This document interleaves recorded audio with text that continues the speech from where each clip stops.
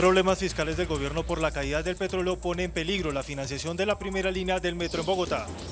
El 50% de los contratos para el arreglo de la malla vial en Bogotá están hechos a la medida de un solo proponente, según informe de la Cámara Colombiana de la Infraestructura. La exdirectora del DAS, María del Pilar Hurtado, por ahora no va a colaborar con la justicia, mientras se produce un fallo por parte de la Corte Suprema de Justicia en su proceso penal. El Gobierno Nacional establece que el 25 de marzo de cada año evaluará cómo va la calidad de la educación en el país. Consejo Nacional de Estupefacientes suprimió el control sobre 7 productos que se usan en la fabricación de drogas, entre ellos la urea. Gobierno colombiano pide a las FARC el desminado de los campos como gesto para el desescalamiento del conflicto. Superintendencia de Industria denuncia que estaciones de servicio están manipulando el precio de los combustibles. Controvertida propuesta de la Dirección de Tránsito de Soledad, que promueve la implementación del marihuanómetro en esta localidad. Sanción indefinida a árbitro que validó gol con la mano de Cúcuta a Quindío. Camilo Vargas se queda en Nacional y Sherman Cárdenas se va para Mineiro. Hoy los espero con los desfiles que inauguran la versión número 26 del International Footwear and Leather Show. Al final de la emisión, la creatividad brasilera y la colombiana en el primer día de pasarelas. Buenas noches. Nuestros temas de hoy. 1. Adivinen quién va a fallar el pleito de la conejera sobre la construcción en el área del humedal. 2. El milagro que logró un palabrero de la cultura guayú. 3. Mañana la Corte Constitucional toma trascendental decisión. Y tengo ñapa. En la selva hay fiesta. Les revelo por qué. 1, 2, 3 y mi ñapa festiva al cierre.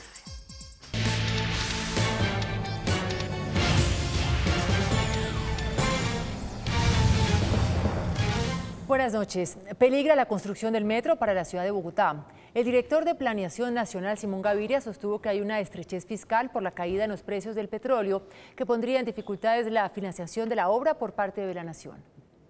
La financiación para la primera línea del metro de Bogotá quedó en duda por parte de la Nación. El megaproyecto, que asciende a un valor de 15 billones de pesos, no tendrá los recursos por parte del gobierno central, que inicialmente aportaría el 70%. Sin embargo, el porcentaje podría bajar al 40%. Para ayudar a contribuir a la iniciativa, pero en eso, siendo conscientes, el gobierno nacional tiene una estrechez fiscal sustancial por la caída del precio del petróleo, sí es una prioridad para el gobierno la construcción del metro de Bogotá. El funcionario argumentó que se debe trabajar en una mejor estructuración para reducir los costos del proyecto. Tenemos experiencias muy interesantes como la de Lima, donde una mejor estructuración tributaria permitió ahorros sustanciales en el costo. Entonces tendremos un costo definitivo cuando la FDN nos entregue estudios. Por su parte, el alcalde de Bogotá, Gustavo Petro, reconoció las dificultades fiscales, pero aseguró que no se puede quedar el gobierno por fuera de la mega obra. En este tipo de acciones, de megaproyectos, este puede ser uno de los proyectos de inversión de mayor envergadura hoy en América. El concurso de la Nación es fundamental. De igual forma, aseguró que el distrito trabaja en 3 ejes fundamentales para la financiación de la primera línea del metro. Si contamos los recursos de los usuarios del metro futuro, que pagarían en pasajes que no deben ser superiores al pasaje actual del SITP, porque hace parte del SITP. Si contamos los recursos ya del presupuesto distrital, que están aprobados hasta por 1.200 millones de dólares, aún el distrito podría pensar en una cifra más alta en el próximo gobierno, si quiere. Si pensamos en los instrumentos de gestión del suelo, que ya no son propiamente públicos ni de los usuarios del transporte, sino de las ganancias que se provoca. El metro irá incluido en el Plan Nacional de Desarrollo junto a proyectos de movilidad para la ciudad capital como el tranvía y el tren de cercanías. También se incluyeron proyectos como el aeropuerto alterno al Dorado, energía eléctrica y agua potable. De otra parte, el presidente de la Cámara Colombiana de la Infraestructura, Juan Martín Caicedo, reveló un informe según el cual el 50% de los contratos para la reparación de la malla vial en Bogotá se están haciendo a la medida de un solo oferente. De 44 procesos contractuales de malla vial en Bogotá, que suman $500 millones de pesos y fueron adelantados por el IDU, la Unidad de Mantenimiento Vial y las 20 alcaldías locales, el 50% quedó en manos de un solo oferente.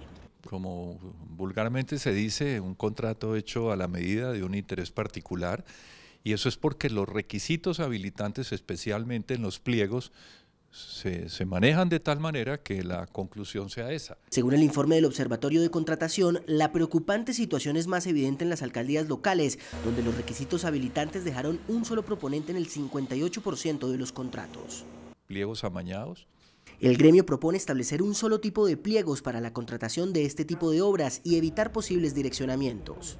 No es obvio que ninguna ciudad de este tamaño pase lo que está pasando en Bogotá. El distrito informó que tiene equipos de auditoría y acompañamiento de los organismos de control en cada proceso contractual. El abogado de la exdirectora Velas, María del Pilar Hurtado, Jaime Camacho, anunció que la exfuncionaria por ahora no contempla la posibilidad de hacer algún tipo de delación para obtener beneficios jurídicos.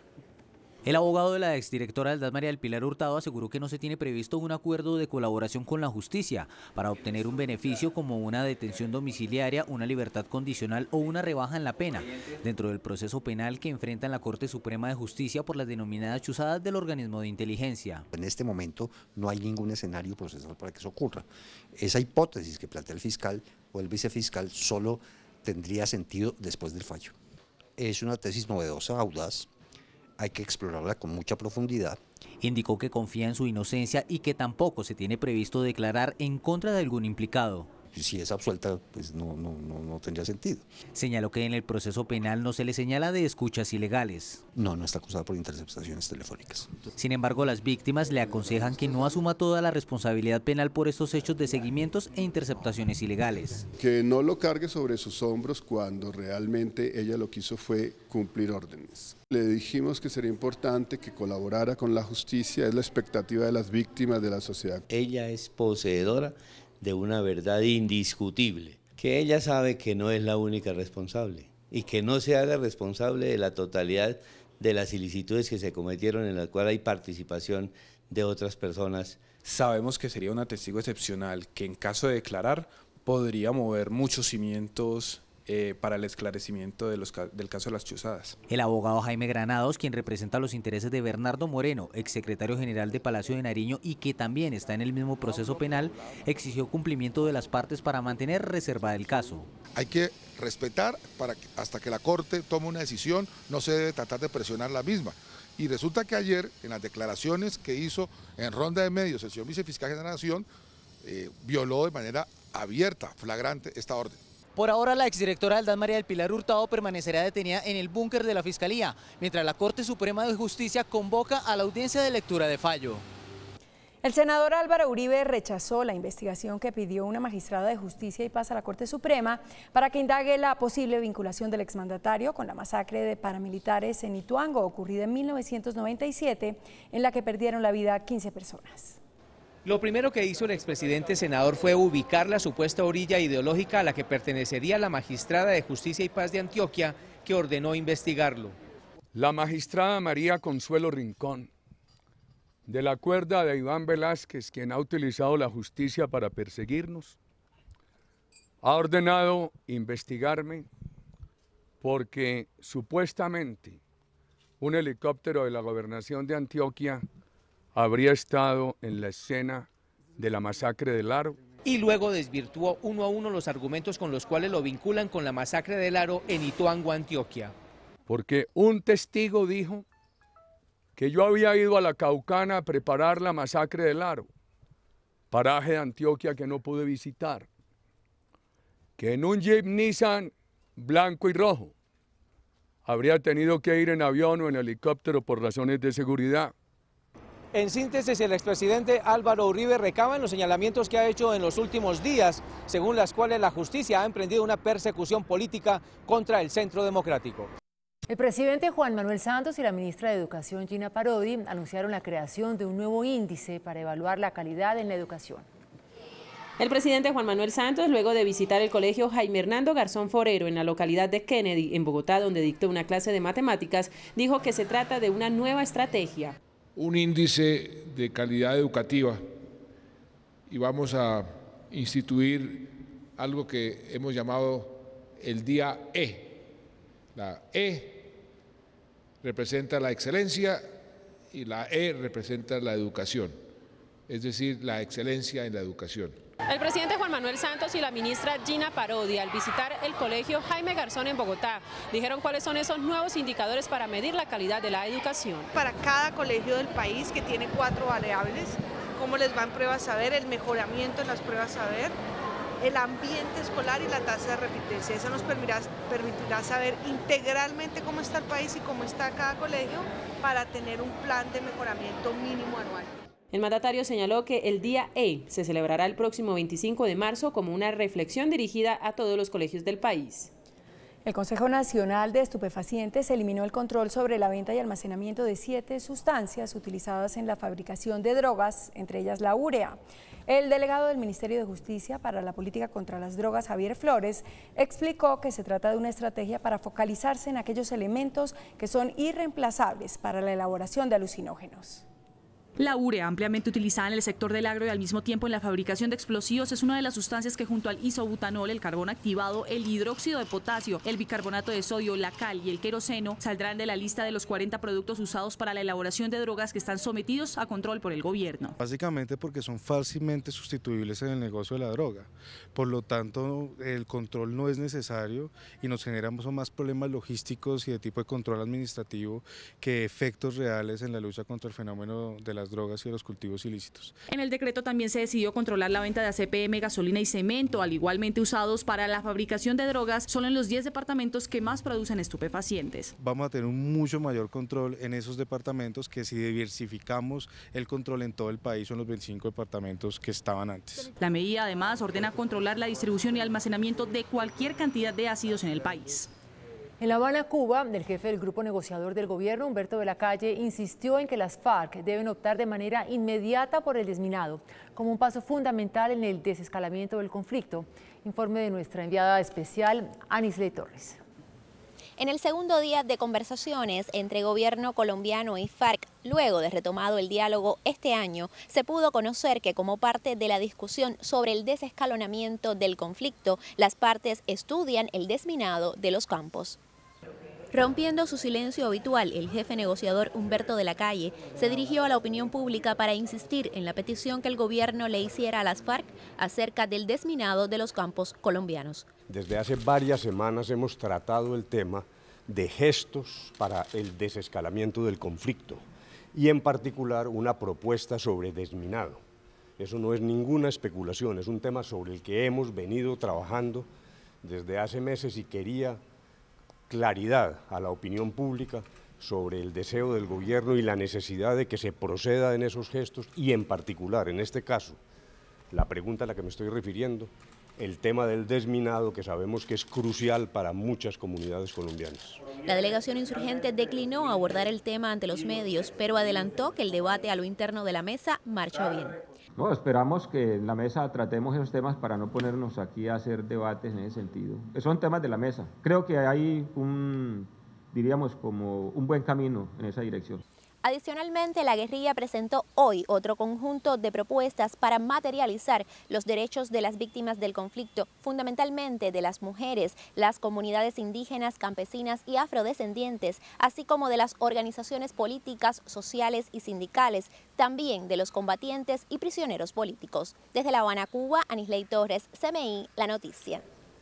El conflicto armado que por más de 50 años ha padecido nuestro país ha dejado más de 6.000 víctimas de violencia sexual, de las cuales el 98% son mujeres. Así lo reveló la directora de la Unidad para la Atención y Reparación de las Víctimas, Paula Gaviria. Durante los últimos 2 años, 771 mujeres han sido víctimas de violencia sexual por parte de grupos armados ilegales y fuerzas del Estado, cifra que durante todo el conflicto armado asciende a 6.431. Es un delito que ha sido históricamente invisibilizado, es un delito que tiene muy baja denuncia. Lo que más preocupa a las autoridades frente a este tema es el alto nivel de impunidad. Del total de las mujeres víctimas de violencia sexual, solo 1.540 han sido reparadas económicamente. Esas denuncias que ellas colocan nunca llegan a buen término. Generalmente sus casos son archivados, además de que eso hace que traiga como consecuencia la desconfianza por parte de las mujeres en la institucionalidad. Si no hay mujeres muy metidas en las negociaciones en una forma u otra, y también con reparaciones y con igualdad es muy difícil hacer una paz sostenible. Antioquia, Arauca, Bolívar, Chocó, Córdoba, Meta, Cauca y Nariño son los departamentos más afectados por esta problemática. La misión de observación electoral y varios analistas lanzaron una primera alerta sobre 10 precandidatos a elecciones regionales que están siendo investigados o tienen algún tipo de vínculo con la parapolítica. Se trata de la alerta de 10 precandidatos a gobernaciones y alcaldías para las elecciones de octubre. Según Alejandra Barrios de la Misión de Observación Electoral, hay 3 departamentos con grandes maquinarias políticas para estas elecciones regionales. La doctora Dilian Francisco, ex senadora de la República, una de las grandes baronesas electorales de este país. Un acuerdo político, Edwin Besaile para la gobernación. Y en Sucre, pues el tema de Yair Acuña, un candidato de 130.000 votos en estas últimas elecciones. La señora Rosa Cotes, esposa de Chico Zúñiga, uno de los más grandes parapolíticos del Magdalena. En Caquetá tenemos un señor llamado Arnulfo Gasca, que sacó un famoso video del patrón de patrones acusado de narcotráfico. Tenemos el caso del señor Solano en el municipio de Oribia, hijo de una de las señoras de Cielo Redondo, una de las más grandes criminales en La Guajira. A este mapa electoral preliminar que alerta de Yair Acuña, investigado por la Corte Suprema por presuntos nexos con paramilitares, hay que sumarle a Oneida Pinto, precandidata a la gobernación de La Guajira, José Barrios, precandidato a la alcaldía de Palmito Sucre, Fermín Cruz Quintero, precandidato a la Gloria Cesar, y Jorge Cerchar, precandidato a la alcaldía de Barrancas en La Guajira. El Parlamento del Reino Unido avaló la fecundación in vitro con el ADN de 3 personas que evitaría algunas enfermedades congénitas. El genetista Emilio Yunis le explicó a CMI en qué consiste el procedimiento. En el Reino Unido identificaron a 2.500 mujeres que tienen enfermedad mitocondrial, una deficiencia en sus proteínas localizadas en las mitocondrias que puede transmitirse a los hijos en el momento de la gestación, generando cegueras y daños neuromusculares catastróficos. Life expectancy for a child with mitochondria is very short. El Parlamento británico aprobó que estas mujeres enfermas puedan tener una fecundación in vitro, no solo con un óvulo y un espermatozoide, sino adicionándole el ADN de una tercera persona que evitaría enfermedades congénitas. Le autorizan mezclar después de la fecundación hasta un 2% de ADN mitocondrial sano. Y aclaró que no es que los bebés vayan a tener 3 padres. La especie humana solo tolera un padre y una madre. Sin embargo, solo hasta dentro de unos años se sabrá si este procedimiento fue exitoso en las más de 2.500 madres. En Soledad Atlántico, las autoridades de tránsito propusieron la implementación de un instrumento que permita detectar a quienes van manejando bajo los efectos de la marihuana. De 50.000 vehículos es el parque automotor en Soledad Atlántico. Mensualmente son cerca de 80 los accidentes de tránsito que se presentan, principalmente por el transporte informal. Y son estas cifras las que llevan al director de tránsito de esta localidad a proponer la implementación del marihuanómetro que le permita a las autoridades de tránsito determinar si además del alcohol, alucinógenos como la marihuana ocasionan este tipo de accidentes. Eso no quiere decir de que si está reglamentada la dosis personal, tú tengas que conducir trabado o cuando te fumes un tabaco de marihuana. Según la autoridad de tránsito, es más un tema de prevención. Las opiniones son divididas entre conductores de motos, taxis y motocarros aquí en Soledad. No, yo creo que es algo bueno. No, yo no estoy de acuerdo en eso porque nadie, hoy en día los conductores todos son muy serios. El valor de cada equipo que se importaría de México o Alemania está entre 8 millones y 10 millones de pesos.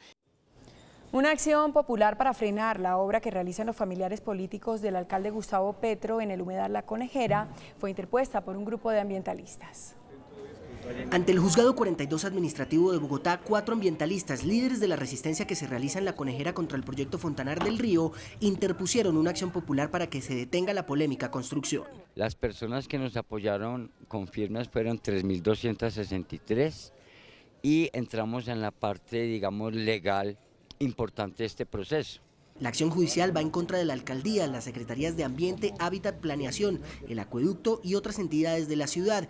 Entonces tendríamos una medida cautelar que sellaría ya judicialmente, pararía la obra. Además se pide que se investigue, con el acervo probatorio de 470 folios, presuntas irregularidades en la expedición de la licencia y el actuar del distrito. La Superintendencia de Industria y Comercio denunció que las estaciones de servicio están manipulando los precios de los combustibles. Las gasolineras del país manipulan los precios de los combustibles, según la superintendencia, a reportar al Ministerio de Minas un precio diferente del que realmente vende la gasolina. Se abrieron alrededor de 50 investigaciones y en el momento se han sancionado alrededor de unas 35 o 40 sanciones. En el último año se han impuesto sanciones a gasolineras por 3.000 millones de pesos. Un anuncio visible desde la carretera en donde anuncie cada precio de cada combustible, gasolina extra, corriente y diésel. En el 90% de las ciudades del país, las gasolineras funcionan bajo libertad vigilada, es decir, deben reportar al Ministerio de Minas en cuánto venden el combustible. Mientras que en la zona de frontera, que son el 10% restante, deben cumplir un precio máximo establecido por el gobierno. El presidente del Fondo Nacional del Ahorro, Augusto Posada, anunció la entrega de créditos automáticos para quienes trasladen sus cesantías a la entidad. Los colombianos que trasladen sus cesantías al Fondo Nacional del Ahorro o quienes ya estén afiliados podrán postularse inmediatamente a un crédito educativo o de vivienda. Anterior a esto, cualquier persona que trasladara sus cesantías debía esperar alrededor de unos 6 meses. De acuerdo con el presidente del Fondo Nacional del Ahorro, cuando se trasladan cesantías de un fondo privado a esta entidad, no se pierde antigüedad. Tampoco cobramos ni por la administración de esos ahorros, ni por los retiros de esos ahorros. En los próximos días, el Fondo Nacional del Ahorro y la Presidencia de la República anunciarán una reducción de tasas de interés para vivienda y educación. El exdirector de la Dijín General en retiro, Óscar Peláez Carmona, logró que el Consejo de Estado lo excluyera de pagar una millonaria indemnización por los daños causados tras la detención arbitraria e injusta de uno de los señalados inicialmente como responsables de la muerte de Luis Carlos Galán. La decisión que favorece al general Peláez Carmona fue emitida por la sección cuarta del Consejo de Estado, que ordena revocar una sentencia de la sección tercera de ese mismo alto tribunal en la que se condenó al exdirector de la Dijín a responder solidariamente por más de 3.000 millones de pesos en indemnización a la familia de Juiz Hasbún por el tiempo que permaneció en prisión, señalado como uno de los asesinos de Galán. Según el fallo de tutela, no hay pruebas que demuestren la participación de Peláez Carmona en la detención ilegal. El oficial en retiro, sin embargo, está vinculado a una investigación de la Fiscalía por su presunta implicación en las maniobras de varios agentes del Estado para encubrir la identidad de los verdaderos autores del crimen del líder liberal, asesinado el 18 de agosto de 1989 en la plaza del municipio de Soacha. El índice de capitalización de la bolsa, que mide el comportamiento de las 20 principales acciones, cerró al alza. La jornada de hoy, 3 de febrero, el índice de capitalización Colcap subió 1,99%, ubicándose en 1.436,19 puntos. La acción más transada, Ecopetrol, con 60.276,61 millones de pesos. Pacific Rubiales fue la acción que más subió, con el 23,19% a 8.500 pesos. Popular fue la que más bajó, con el 6,25% a 450 pesos. Por su parte, el precio del dólar perdió 32 pesos. Indicadores económicos del día en CMI. El precio oficial del dólar que regirá para mañana es de 2.374 pesos con 72 centavos. En promedio, los profesionales de cambio lo compran a 2.220 y lo venden en 2.250 pesos. Un euro cuesta 2.718 pesos con 34 centavos. La libra de café colombiano se cotizó a $1 con 60 centavos. A 14,47 centavos de dólar se vendió la libra de azúcar. El barril de petróleo WTI se negoció en $53 con 5 centavos. Una acción de Ecopetrol hoy cuesta 2.305 pesos. Y un capítulo más en la novela de Camilo Vargas. Se queda en Nacional. Ya volvemos. Chuck Keep Town alista maletas para asistir a los Grammy Anglo. Después de comerciales, ellos nos hablan de su nominación y yo los espero desde la pasarela inaugural del International Footwear and Leather Show. ¿Qué tal? Muy buenas noches. Germán Cárdenas se va a Brasil y Camilo Vargas se queda en la institución. Estas son las únicas y últimas novedades de Atlético Nacional de Medellín. Nacional confirmó el paso del volante Germán Cárdenas a Brasil. Jugará con el Atlético de Mineiro, cedido por un año con opción de compra. Es una posibilidad grandísima que se me presentó y obviamente por el futuro mío, por el futuro de mi familia, por poder tener crecimiento en lo personal, en lo profesional, tomé la decisión de poder ir al fútbol internacional. Sherman, de 25 años, jugó durante 2 en el Atlético Nacional. Los directivos también confirmaron esta tarde que Camilo Vargas se queda en Nacional. Después de su negativa en el comienzo de la temporada, Vargas reconsideró y jugará con el verde antioqueño. Goles colombianos en Europa. Izquierdo marcó en el triunfo de su equipo en Bélgica, Soto en su equipo en el empate en Alemania y Rodallega en la derrota en Inglaterra. Golazo de José Heriberto Izquierdo en el fútbol belga. El volante colombiano recibió de espaldas, evadió varios rivales y la puso junto a un palo en medio de varios defensas. Fue el cuarto tanto del Brujas ante el Cerde por el partido de ida de la semifinal de la Copa de Bélgica. Finalmente el encuentro lo ganó el Brujas 5-1. Izquierdo suma 9 tantos, 7 por Liga y 2 por Copa. Elkin Soto también anotó en el viejo continente. Su equipo perdió de visitante 1-0 ante el Hannover y el ex Once Caldas estuvo atento al rebote y le dio el empate al Mainz. Segundo tanto en esta temporada de Soto en la Bundesliga. El Mainz marcha 10º en Alemania. Y Hugo Rodallega marcó en Inglaterra, octavos de final de la FA Cup, Fulham Sunderland, y el onceno local pegó primero gracias al delantero colombiano. Lastimosamente el gol de Hugo no sirvió de mucho porque el Fulham perdió finalmente 3-1, aunque Rodallega llegó a su 10ª anotación en esta temporada, 9 en la segunda división y 1 en la FA Cup. El árbitro cartagenero Ulises Arrieta, que no vio la mano grosera del paraguayo Lasaga del Cúcuta, fue suspendido indefinidamente. El árbitro Ulises Arrieta fue suspendido indefinidamente por validar este gol que Marco Lasaga del Cúcuta Deportivo anotó con la mano para el ascenso del equipo rojinegro frente al Quindío en los cuadrangulares que realizó la Dimayor.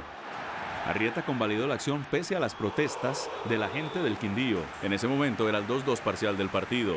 El juego terminó 3-3 y le dio el cupo al Cúcuta. Sin embargo, la de Ulises Arrieta no es la primera suspensión indefinida de árbitros en el fútbol colombiano. En 2007, Jorge Hernán Hoyos, árbitro manizalita, fue suspendido tras sancionar un penalti inexistente en favor de Independiente Santa Fe en el partido ante el Deportes Tolima.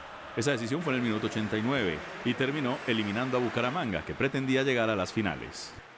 Mañana tenemos Sudamericano Sub-20 con Uruguay-Colombia, clave. Y también tenemos el partido atrasado Real Madrid-Sevilla, partidazo. Que tengan una buena noche. Acordate siempre, mira deporte, hacé deporte y los dejo en las manos del entretenimiento con Andreina.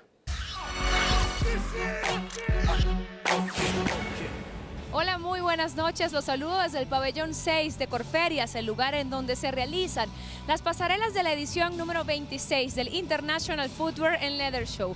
En este primer día de desfiles, uno de los invitados especiales, Brasil, presenta una colección a través de su firma Visano, que mezcla lujo, sofisticación y sobre todo comodidad.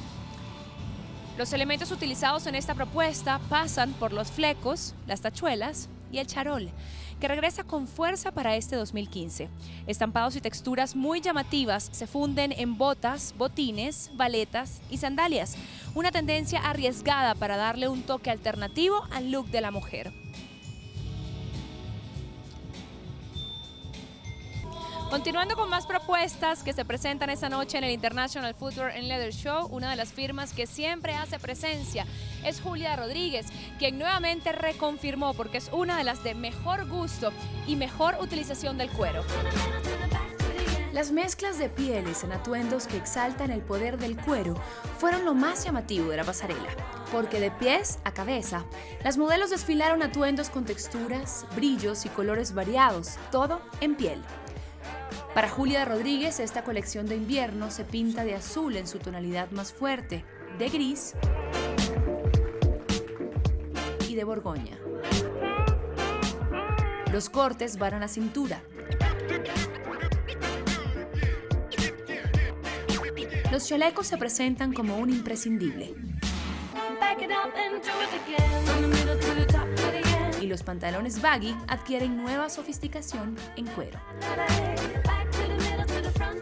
Julia Rodríguez presenta una colección que no tiene edad y sí mucha elegancia.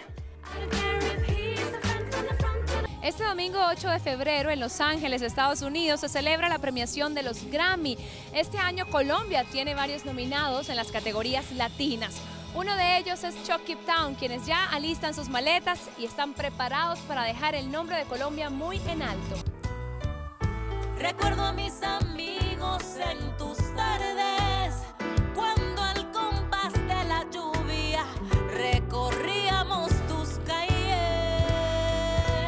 El que se gana un Oscar es el más. En la música, el que se gana un Grammy es el más. La agrupación está nominada en la categoría Mejor Álbum Latino de Rock, Música Alternativa o Urbana, con su disco Behind the Machine, una producción dirigida por Juancho Valencia, donde se evidencia la madurez musical en 15 años de Chuck It Down. Estás tratando de componer y de hacer algo que llegue realmente, de que el mensaje se dé, pero nunca que los premios estén detrás de eso. Y ya todo está listo, incluso lo que llevarán en la alfombra roja. Siempre Olga Piedradita, que ella desde el principio ha apoyado mucho la carrera de nosotros. Una nominación donde compiten con los últimos álbumes de artistas como Calle 13, Jorge Drexler y Molotov. Pero ellos están optimistas, por eso ya tienen una canción para enseñarle al mundo la pronunciación de Chuck It Down. Si yo digo Chucky, ustedes dicen down, Chucky, down, Chucky. Baby, when I say Chucky, you say down, hey Chucky. El maestro Fernando Botero inauguró hoy en Medellín la exposición Circo, en la que recrea una experiencia vivida en México. Estos 32 óleos y 18 dibujos hacen parte de los 130 óleos y 50 dibujos que componen la obra del circo, inspirada en un circo pobre de México y en la nostalgia del maestro. Es un tema maravilloso, un tema que han tratado los grandes pintores, cada uno hace su versión del tema. En el arte siempre hacer lo mismo, pero de una manera distinta. Yo hice mi circo, como lo entiendo, dentro de mis ideas sobre la pintura. Como sus pares, el maestro Botero derrocha color sobre estas figuras humanas libres. El color del circo es crudo, pero el pintor tiene que armonizar todas estas formas y todos estos colores violentos y crear pues también balance en estas posiciones extremas en que toma la gente que trabaja en el circo. Es un tema pues que es de una gran seducción para los artistas. El circo de Botero viene desde Milán, atravesando Europa y posándose esta vez en Medellín. Desde la pasarela de Visano, la que inaugura la versión número 26 del International Footwear and Leather Show, me despido por hoy, deseándoles que tengan una excelente noche. Nosotros nos vemos mañana. Chao. Después de la pausa, nuestros temas de hoy. 1. Adivinen quién va a fallar el pleito de la Conejera sobre la construcción en el área del humedal. 2. El milagro que logró un palabrero de la cultura guayú. 3. Mañana la Corte Constitucional toma trascendental decisión. Y tengo ñapa. En la selva hay fiesta. Y les revelo por qué. 1, 2, 3 y mi ñapa festiva después de comerciales. Nuestros temas de hoy. 1. El ministro del Medio Ambiente, Gabriel Vallejo, será finalmente quien decida si la construcción que adelantan familiares de la esposa del alcalde Gustavo Petro en el humedal de La Conejera, en Suba, va o no va. Resulta que el Consejo de Estado responderá esta semana una consulta que le hizo el gobierno sobre si el presidente puede o no nombrar alcalde ad hoc para ese tema, como lo pidió el procurador ante el impedimento que alegó el alcalde Petro por estar comprometidos familiares de su esposa en la construcción de multivivienda en el área del humedal. Ellos lograron licencia para construir allí e iniciaron la construcción, lo que originó una masiva protesta que hoy aún subsiste de los residentes en la zona en defensa del medio ambiente. El concejal Roberto Sáenz hizo la denuncia sobre la presencia de familiares de la esposa del alcalde Petro en el plan, lo que polarizó aún más el debate. Esta sección logró establecer que el concepto respalda la posición del procurador y, en consecuencia, el presidente tendrá que nombrar un alcalde especial para el polémico caso. Yo he hablado personalmente con el Consejo de Estado y esperamos que se produzca una decisión esta misma semana, y si se confirma que el competente es el presidente de la República, el señor presidente procederá de inmediato a nombrar el alcalde ad hoc. Y les completo la noticia. ¿Saben quién será el alcalde ad hoc? El ministro del Medio Ambiente, Gabriel Vallejo. Gran victoria de los ambientalistas que se oponían a la construcción. Victoria, digo, porque uno no se imagina al ministro del Medio Ambiente autorizando semejante atropello a la riqueza ambiental de la zona. 2. ¿Quién lo creyera? Un palabrero mayor de la cultura guayú fue quien aproximó ayer en La Guajira al presidente Santos y al procurador Ordóñez. En los Wayuu es el encargado de resolver los conflictos entre los diferentes clanes a través de la mediación y la negociación. Pues ese fue el papel que asumió el director ejecutivo de la Federación de Departamentos y exministro de Minas, Amílcar Acosta. Ocurrió en la iglesia de Nuestra Señora de los Remedios, en Riohacha. En la Eucaristía, los dos funcionarios estrecharon sus manos para darse la paz. Pero ese es un acto del oficio. Después, cuando el procurador recibió de manos de Monseñor Héctor Sala el cirio de consagración de la Señora de los Remedios, el exministro Acosta tomó de la mano al jefe del Ministerio Público y lo acercó hasta donde se encontraba el presidente. Allí les dijo a los dos: yo me ofrezco como palabrero mayor. Medio sorprendidos, los dos funcionarios respondieron con un nuevo apretón de manos que superó la tensión. Como el enfrentamiento entre el presidente y el procurador lo ha provocado los diálogos de paz en La Habana, alguien sugirió enviar a Amílcar Acosta a La Habana como palabrero mayor para acelerar la agenda. 3.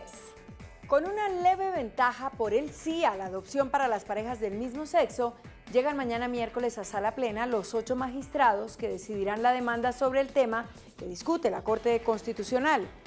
Ante el impedimento presentado por el magistrado Mauricio González para participar en el debate, los restantes deben conseguir una mayoría de 5 votos para negar o aprobar la ponencia presentada por el magistrado Jorge Iván Palacio, que propone dar vía libre a la adopción gay.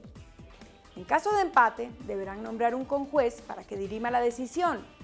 Lo que se sabe es que hay 4 magistrados que apoyan el proyecto de fallo de su colega Palacio y 3 que lo rechazan. Hay un indeciso.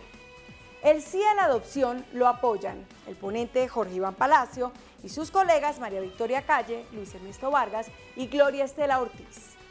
El no es de Jorge Pretel, Gabriel Eduardo Mendoza y Marta Sáchica.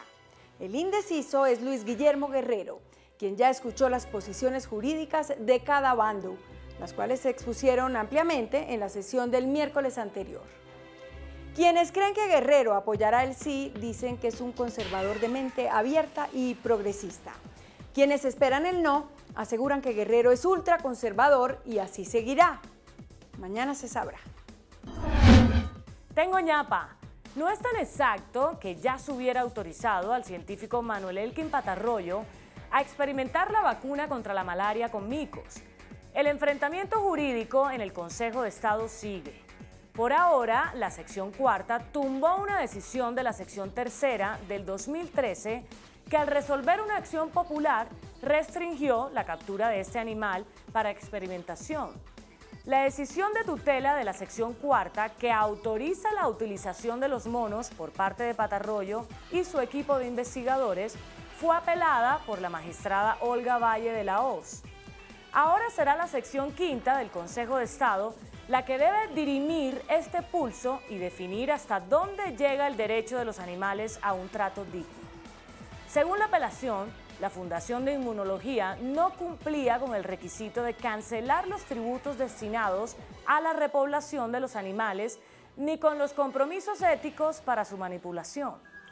La sección cuarta en la tutela dejó en claro que el derecho de la investigación científica no puede estar por encima de los derechos de los animales, pero les advierte a Patarroyo y a su equipo que no pueden seguir recolectando los monos si incumplen con lo dispuesto en la ley.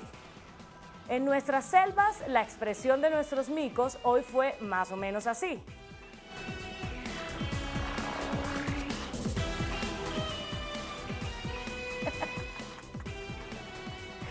Hasta mañana, que descansen.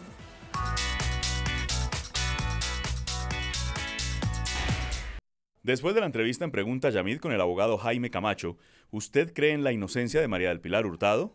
Sí, 68%. No, 32%. Total votos hasta el momento, 693.